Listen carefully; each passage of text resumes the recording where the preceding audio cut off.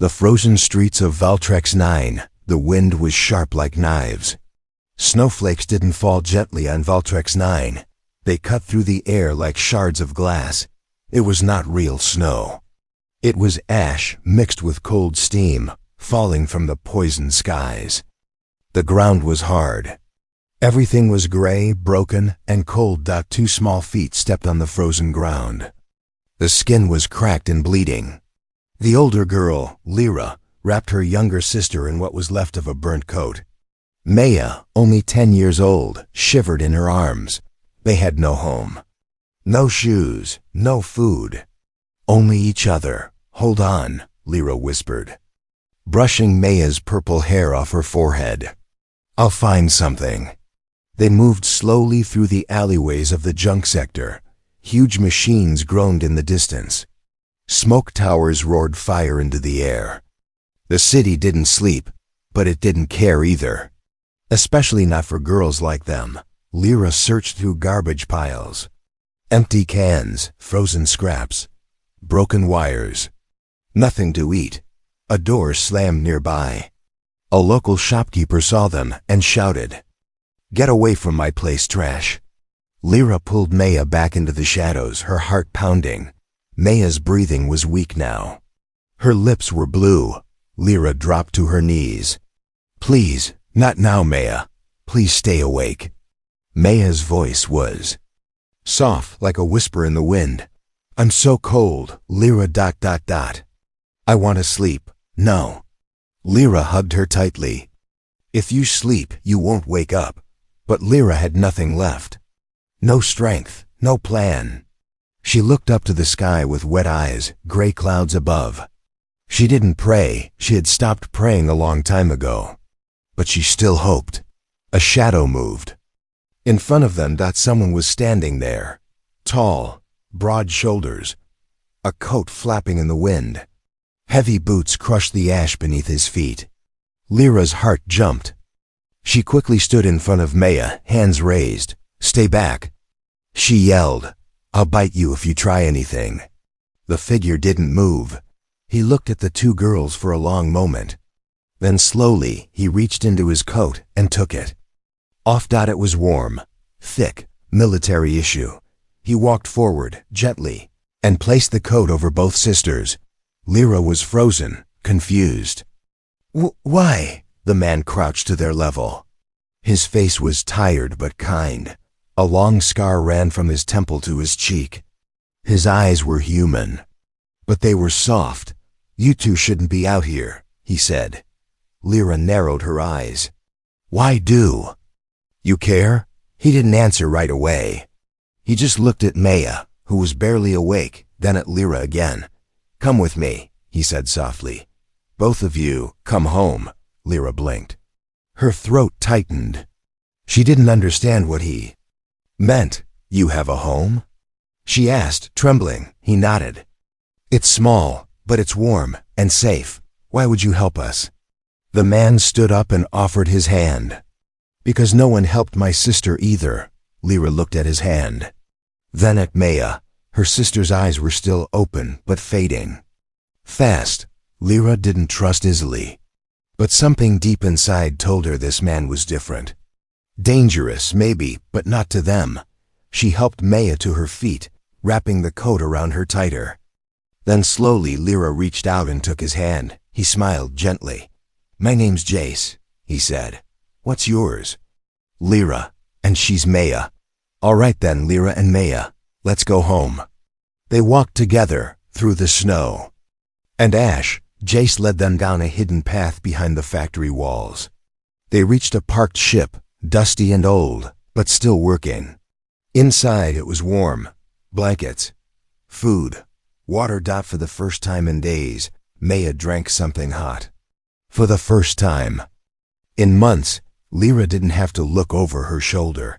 Jace moved around the ship like someone who had done this before. He handed Lyra a protein bar. She held it like it was treasure. "Eat," he said, sitting across from them. "You need strength." Lyra bit into it, eyes wet. She chewed slowly, as if afraid it was all a dream. Jace leaned back, watching them. The silence was peaceful, but under his calm face, something burned, something old, a memory, a wound that never healed. He looked at the two girls and whispered to himself, "This time, I won't fail." Shelter with a stranger, the ship's door hissed shut behind them. Warm air wrapped around Lyra and Maya like a soft blanket. The walls inside the ship were covered in old photos, tools, and thick cables. It didn't look fancy, but it felt safe. For now, Jace moved fast. He tossed more logs into a small heat core in the corner. Then he brought towels and water. Maya sat on a thick cushion, too tired to move much. Her eyes followed Jace like she was watching a strange animal. Lyra stood between them, alert. "You live in this thing?" she asked. Jace nodded while opening a box of medical supplies. "Yep, it's a retired scout ship. Still works, still flies." Lyra stepped forward. "So, what do you want from us?" Jace paused. "Nothing." She didn't believe that. No one gave things for free. "Not on Valtrex 9. You helped us in the alley," she said. "Gave us food, warmth. Why?" Jace slowly sat beside Maya and began checking her bruised feet. He worked gently like someone who had done this before. "I used to have a little sister," he said quietly. "She was small, like her. She died. No one helped her when they could have." Lyra frowned. "That's sad. But we're not her." "I know," he said. "But I won't stand by again." Lyra looked down. She didn't know how to answer that. Her stomach twisted. She felt something strange, something she hadn't felt in a long time. Trust, just a little. Later that night, Maya slept on a pile of blankets. Her chest rose and fell in soft rhythm. Lyra sat beside her, eyes wide open, holding a sharpened spoon she had taken from the food tray just in case. Jace was at the control panel, tapping something into the screen. Lyra asked, "Are we staying here long?" Jace turned. "That depends. You two are being hunted." Lyra's face went pale. "How do you know?" He turned the screen around. A galactic alert was flashing red. Two photos appeared: Lyra and Maya. A bounty notice. Lyra's hands clenched. "I told her not to run. I told her we should hide longer." "Who are they?" Jace asked. "Why are they after you?" Lyra didn't answer for a long time. Then she sat back and stared at the ceiling. "There's a place not far from here. They take girls, alien girls. All kinds. They say it's a safe home. It's a lie. They mark us, use us, sell us." She looked at him. "Maya and I escaped." Jace didn't speak. He just nodded and looked away. His jaw tightened. His fists closed. Lyra noticed. "You've seen that kind of place before." He nodded. "Too many times." The next morning, Maya woke with more color in her cheeks. She smiled when she saw a warm bowl waiting. Jace had made something simple: rice cubes in broth. It wasn't much, but she looked like she was eating gold. Lyra sat nearby, still holding her sharpened spoon. She watched Jace carefully as he cleaned tools, checked the engines, and recharged the energy shield. "You were in the military," she said suddenly. He looked at her. "What makes you say that? The way you move, the way you talk. You're ready for a fight even when you smile." Jace laughed lightly. "Maybe." She narrowed her eyes. "You were more than a soldier. I've seen how you scan every room. Before you enter." He gave a small nod. "I was a field tactician, Human Defense Corps, but I left. Got tired of following bad orders." Lyra sat quietly. That explained a lot. Maya broke the silence. "Are we going to be okay now?" Jace walked over and kneeled beside her. "Yes, as long as you're here, you're safe." Maya smiled. "You talk like my father." Lyra tensed. "She doesn't remember him," she said coldly. "He left us long ago, before the camps, before everything." Jace nodded. "Then I'll stay until you don't need me anymore." That evening, Lyra found a small storage room. In the back of the ship. It was full of old gear, blasters, and strange gadgets. One item stood out, an old cloak, folded carefully. She picked it up. It smelled of fire and dust. Beneath it was a photo, half burned. It showed Jace with a small, alien girl smiling. Her skin was soft blue. Her eyes bright. Lyra froze. The girl looked just like Maya. She heard a step behind her. Jace stood in the doorway. That was her, he said. Her name was Talai. Lyra held the photo gently. What happened to her? Jace's voice became cold. She was taken by the same kind of monsters chasing you now. I was too late. Lyra looked at him. For the first time, she saw the pain behind his calm. You couldn't save her, she said softly. No, he said. But maybe I can. Save you. The burn marks on her back. Lyra woke to a sound, not a loud one. Just a small, sharp whimper. Her eyes opened fast. Maya was twisting under the blanket, sweat on her face despite the cold air. Her fingers clutched the fabric tightly. She was dreaming or remembering, and it wasn't good. Lyra leaned over. Maya, hey, wake up. Maya gasped and sat up suddenly. Her eyes wide, lips trembling. I was back there, she whispered. They had me again. Lyra hugged her tight. It's okay. You're safe now. But as she held her, her hand brushed under the back of Maya's shirt. She felt something rough, unnatural. She pulled back and gently lifted the fabric. Her heart stopped. Maya's back was covered in deep, dark burn marks. Some were fresh, others were old. Symbols burned into her skin, circles, letters, numbers. Carved with fire. Lyra's face twisted in pain. Why didn't you tell me? She asked softly. Me why I looked away. Because I didn't want you to cry. Lyra turned her head fast. She was already crying. Jace found them sitting in silence an hour later. Maya had fallen asleep again, curled in Lyra's lap. He saw the blanket pulled back and froze. He stepped closer, crouching. He gently looked at the marks on Maya's back.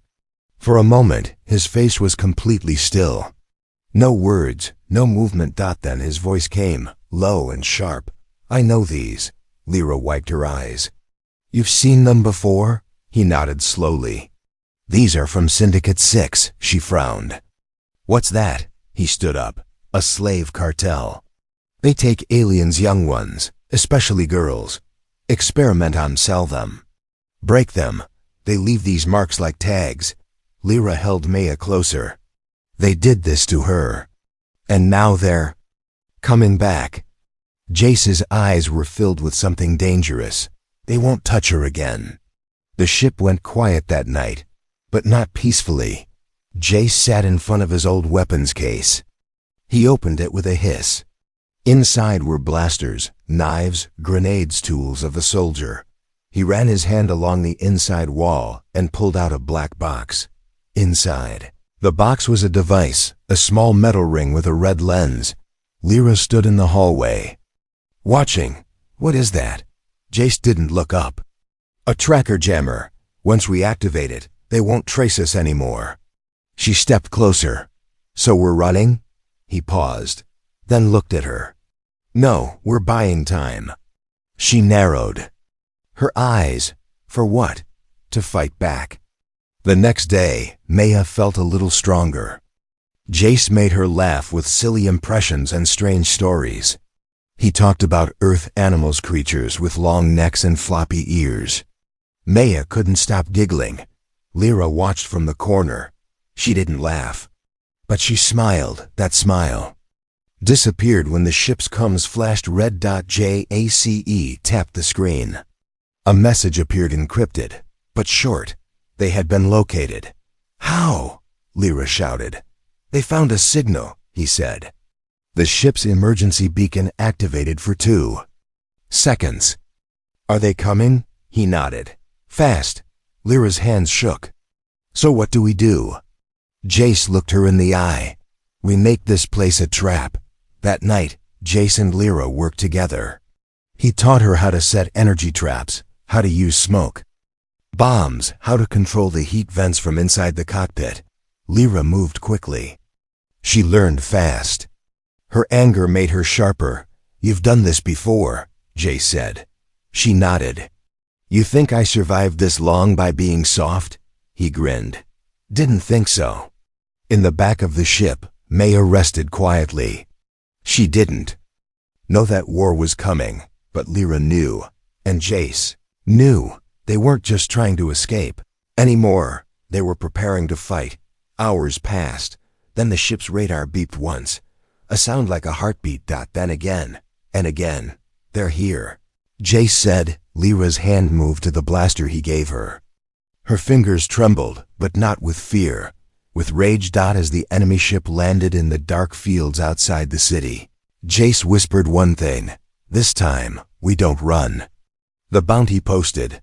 The bounty went live at midnight. It lit up the dark web across 12 systems. Every scum, hunter, and cybermerc got the same ping. Priority bounty: 2 alien girls. High genetic value: alive, 30,000 credits. Location: Valtrex 9 Sector Grid 9F. And under it 2 grainy images. Lyra. MEYA. Just like that, their quiet moments were gone. Jay stared at the screen in silence. His jaw clenched. He didn't speak. But the red glow from the bounty reflected in his eyes. Lyra stood beside him. She had seen many things: abuse, hunger, cold. But seeing their faces up for sale felt worse than all of it combined. "They didn't even use our real names," she whispered. Jace finally moved.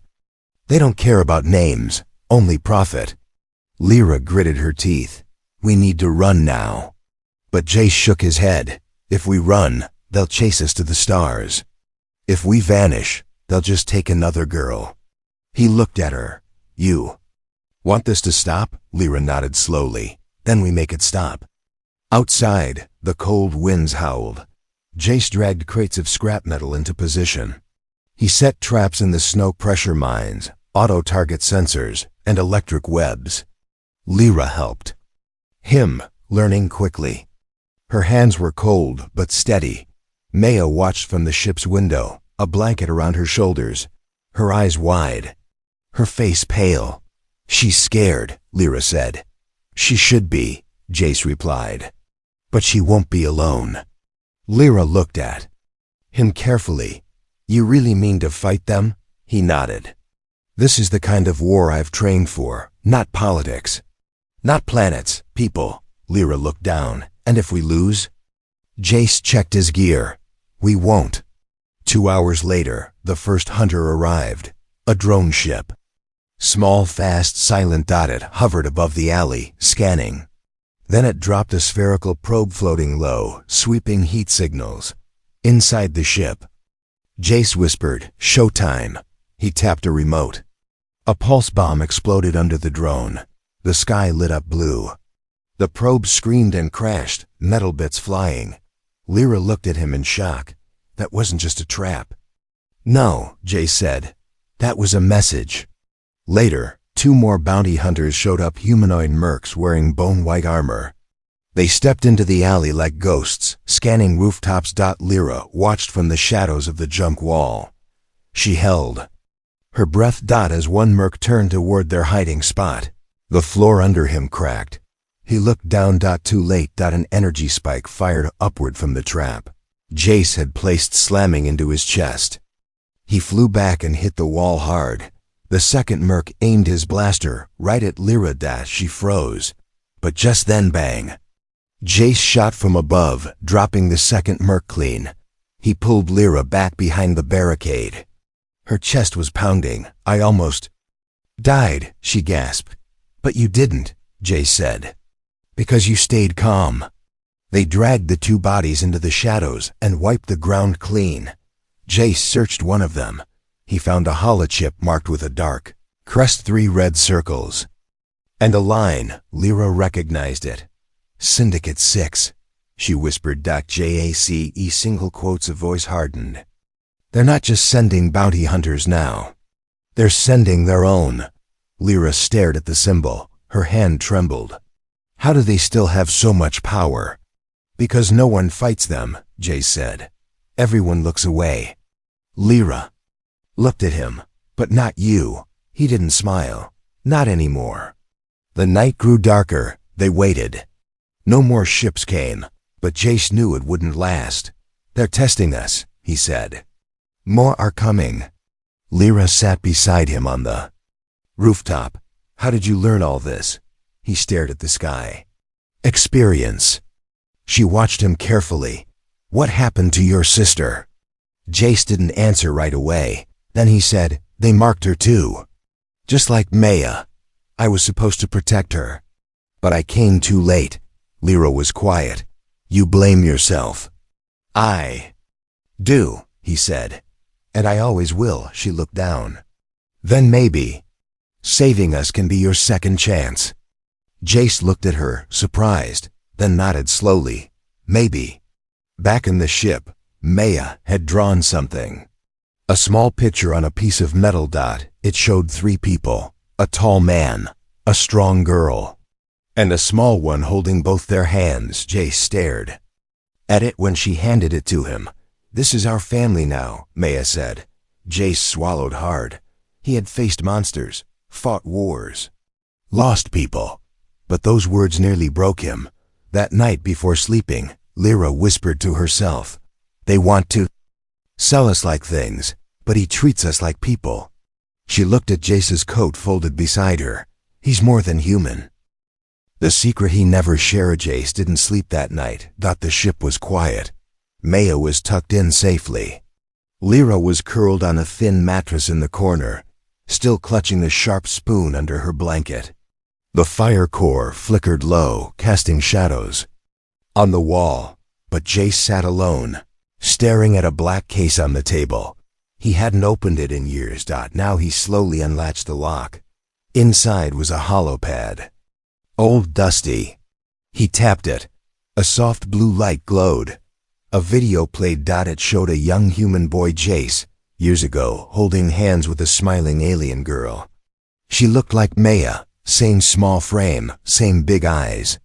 Her name was Talai. They ran through fields, laughed, shared food. The video ended in a flash of white static.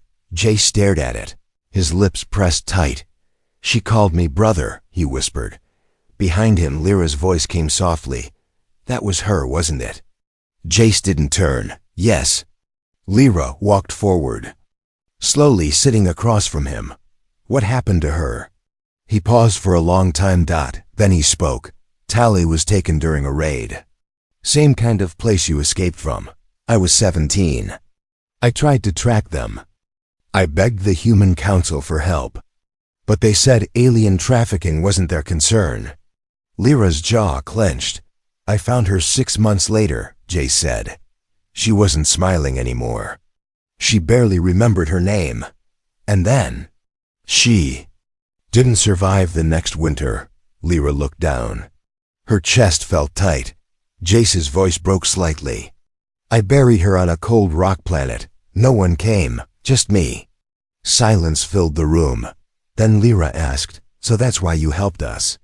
He looked at her finally. At first, yes, but now, I don't see her in you anymore. I see you. Lyra didn't speak, but her eyes were wet. The next morning, the sky was red, not from dawn but from fire. One of the nearby factories had exploded during the night. Bounty teams were sweeping sectors, searching for targets. The girls' bounty had tripled overnight. Now, they weren't just hunted, they were headlines. Jace checked the radar. Multiple signals. They're coming in waves now, he said. Not scouts, units. Lyra grabbed her jacket. Then we fight back. But Jace shook his head. No, this time we move first. She frowned. What do you mean? He pulled out a small black disc and set it on the floor. A hologram of the nearby city appeared. Buildings, towers, alleys.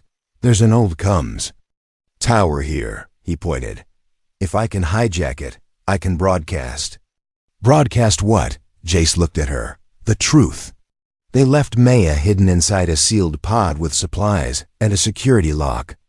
Jace gave her a small transmitter. "If anything happens, this will lead you to Lyra," he said. Maya clutched it like a lifeline. "You promise?" Jace nodded. "I do." The city was chaos. Smoke filled the air. Sirens screamed from the upper towers. People ran in every direction. Drones patrolled the skies. But no one looked twice at a tired man and a girl in a dirty coat. They reached the Cums Tower just before noon. Inside, it was quiet. Dust and silence. Jace plugged into the console and started working. Lyra stood guard at the door, holding a stun baton. Then came a voice. "You shouldn't have come here, human." Lyra turned. A tall woman stood in the hallway. Pale gray skin. Red eyes, syndicate crest on her shoulder. She smiled slowly. "I was hoping I'd get to meet you." Lyra attacked first. The woman blocked her easily, fast-trained. But Lyra was angry, and anger gave her power. They clashed. Baton against knife, in a fast, brutal fight. Jace looked up from the console. "Lyra! Move!" He tossed her a flash grenade. She caught it, clicked it, and threw. Boom. The hallway exploded. In light, the woman screamed. Blinded. Jace grabbed Lyra and ran up the stairs. "We need to finish the broadcast now," he yelled. At the top floor, Jace slammed the console and began uploading files, images, documents, names. All connected to Syndicate 6. "It's not just about you anymore," he said. "They've done this to thousands. What are you doing?" Lyra asked, turning the galaxy against them. The files uploaded. Jace activated the beacon. A sharp tone echoed through the air. Screens lit up all across the city. The broadcast was live. "People of Valtrex 9, Jace's voice echoed. "You've ignored the screams long enough. These are the ones you forgot. These are the children sold in shadows. This ends now." The message spread like wildfire. And the hunters paused. Because now the world was watching. Jace had just made the Syndicate bleed in the open. War in the alleys. Jace's broadcast echoed across. VLTREX-9. The truth could not be hidden anymore. Giant screens showed the faces of Syndicate leaders, proof of the camps, and the brands burned into children's backs. The people of the city, so used to looking away, now stood frozen. But truth came with a price. By evening, the bounty was no longer just for the girls, it was for Jace too. Wanted, human traitor, armed, dangerous, alive or dead. The city turned. Darker than ever, back at the ship, Maya waited quietly in the sealed pod.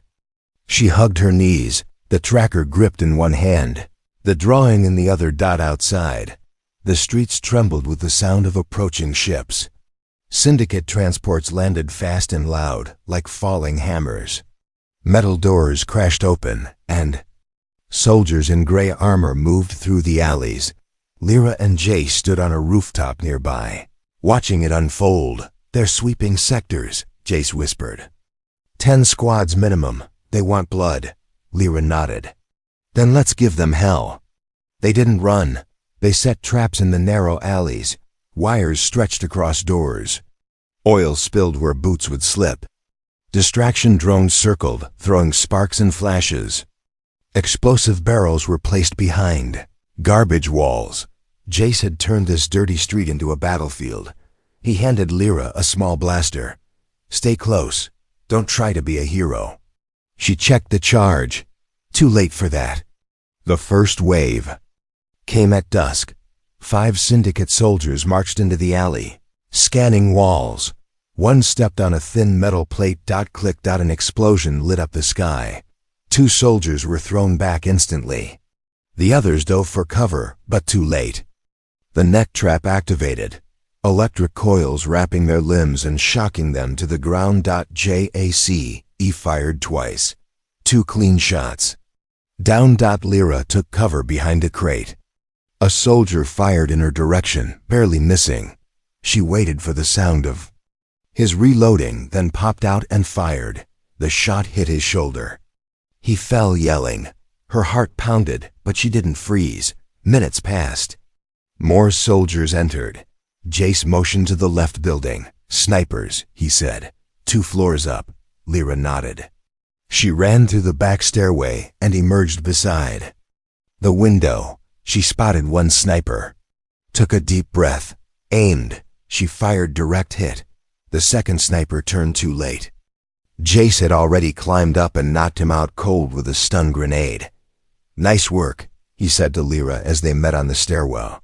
"You too," she said, breathing hard. But they both knew this wasn't over. Back on the street, a heavy thud shook the ground. A Syndicate assault walker had landed. It stood 12 feet tall, with armored legs and twin cannons mounted on its sides. Lyra's eyes widened. "How do we stop that?" Jace's face darkened. We distract it." He grabbed a bag from the alley filled with explosives and a pulse detonator. "I'll draw it away. You sneak around. Get to the power junction." "Jace, no," Lyra said. "You'll die." He looked at her calmly. "I told you before, I'm not losing another little sister." She grabbed his arm. "I'm not Talai," he smiled. "I know. You're Lyra, and that's why you're going to survive." Then he ran. The walker saw him instantly. It opened fire-bright beams tearing through walls as Jace dashed between cover points, throwing smoke bombs and flash beacons. He tossed the bag at the walker's foot and dove behind. A crashed drone. The explosion rocked the block. The walker stumbled, one leg torn off. Lyra had made it to the power junction. She rerouted the grid, sending a surge through the Syndicate's radio lines, scrambling their comms. Maya watched from the pod, listening to every explosion. Tears streamed down her face, but they were silent. She wasn't crying from fear anymore. She was crying because she had never seen anyone fight for her like this. The Syndicate pulled back after 30 minutes of brutal ambushes. Too many losses. Too much attention. The human had made them bleed publicly, and worse, he'd made others hope. Jace returned to the ship limping, bleeding from his shoulder. Lyra helped him inside. "You're hurt." "I'll live," he muttered, falling onto a seat. Maya ran to him and threw her arms around him. "You came back." "I said I would," Jace whispered, hugging her gently. Lyra looked at them both. They were no longer just a group of strangers. They were becoming something more. Something powerful. Something the Syndicate feared. Outside, the city was quiet again. But that quiet wasn't fear. It was the silence before change. A new family, a real home. The city of Valtrex 9 was different now. Not cleaner, not safer, not free. But something had changed. It was in the way people looked up at the giant screens, showing Jace's broadcast on repeat. In the way old merchants locked eyes with Syndicate patrols and didn't lower their heads.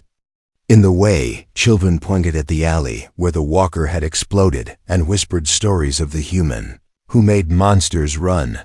Inside the ship, the air was thick with silence. Jace lay on the bed, his arm in a sling, bruises on his face. His wound had been sealed, but his energy was gone. Lyra sat beside him, watching closely. Maya rested her head on his chest like a kitten curled for warmth. Lyra asked softly, "What happens now?" Jace opened one eye. "They'll come again. Maybe not tomorrow, maybe not next week. But Syndicate 6 doesn't forget." Lyra nodded. "Then we stay ready." Jace smiled weakly. "I hoped you'd say that." 2 days later, a message came in, encrypted, from orbit, human ship. "You are requested at Central Station. Bring the girls. No harm promised." Lyra read it aloud. Maya looked up, scared. "Is it a trick?" Jace shook his head slowly. "It's not from the Syndicate. This one is from the Human Council." Lyra frowned. "The ones who ignored you before?" "Maybe," he said, "but after what we did, they can't ignore us now." The ship docked at the capital hub, a floating station above the clouds. Clean floors, guards in white armor, bright lights that hurt their eyes. Jace walked slowly, still weak. Lyra held Maya's hand tightly, her own heart pounding. A tall woman met them. She had silver hair, clear blue eyes, and a uniform that marked her as an official judge. "You're the human named Jace Darren," she said calmly. Double quotes, "Yes," he replied. She looked at Lyra and Maya. "And these are the alien children you rescued?" Jace didn't blink. "No, these are the children I live for." The woman raised an eyebrow. "You broke several interstellar laws, interfered with private corporate property, broadcast confidential files, and started a riot." Jace nodded. "I'd do it again." Lyra stepped forward. "If helping people like us is illegal, then maybe the law is broken." The woman stared at her. Then something surprising happened. She smiled. "Good," she said, "because things are about to change." The council had seen Jace's broadcast. The evidence was too strong. The public reaction too loud. Across systems, people began speaking out. Protests erupted. Ships stopped trading with known syndicate partners. Even some bounty hunters turned away, ashamed of who they had served. The council had a choice: hide the truth or face it. They chose to face it. Jace was officially cleared of all charges. Lyra and Maya were granted full protection under the Galactic Refugee Order. But something else happened too, something bigger. Jace was offered a role: commander of the Anti-Trafficking Division, a new force, a new mission. He looked at the girls. Then he accepted. But only under one condition: that my crew stays with me, he said. "We do this together." Weeks passed. Their ship was repaired and upgraded.